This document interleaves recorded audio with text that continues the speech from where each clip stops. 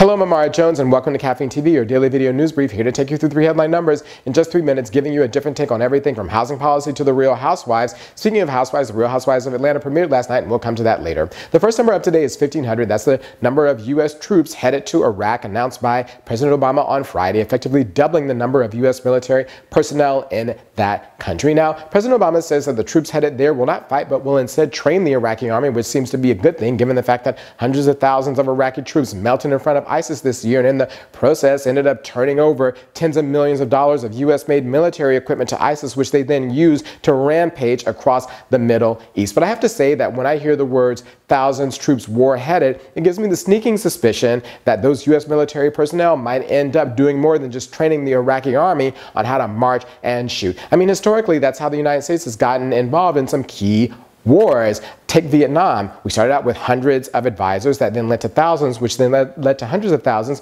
which then led to millions, which then led to disaster. I mean, things like this start out small. It's like Apollo last night on the Real Housewives of Atlanta, who was sentenced for his $2 million conviction for bank fraud. That originally started out with him just trying to earn $3,200 to give to his wife, Phaedra, so that they could make rent.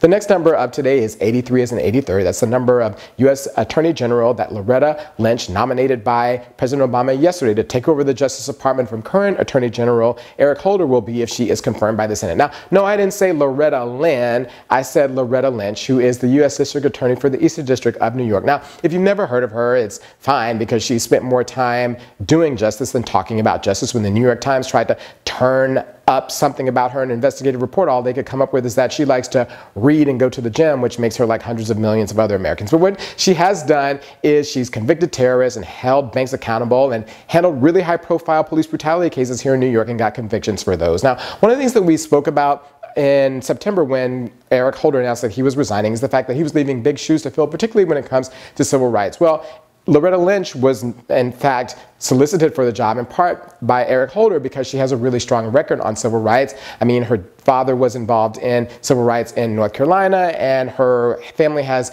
a really complex history in slavery. So it seems like that when it comes to filling his shoes, Eric Holder helped to choose the right woman who could do so. The next number up today is 8, as in 8 years. Now, that's how long Apollo was convicted last night in Real Housewives of Atlanta for bank fraud. Now, he is the husband of a really important cast member, Phaedra Parks. Now, he earned millions of dollars by setting up dummy bank accounts and using stolen identities to do so and depositing fake banks, and earned millions of dollars to the point where he was able to buy his family a multi-million-dollar mansion in Atlanta. Now, Phaedra Parks, his wife, who is a lawyer, said that she didn't know anything about it, even though he was convicted for doing a similar thing on auto fraud. But you know what they say, love is blind. But in the midst of all this ratchetness, there is actually a really important issue that came up. Candy Burris, another cast member, said that one of the issues is that men, when they come out of jail, are stigmatized and can't find work and are not able to participate in the labor market. And as was written in The Nation by Kai Wright last year,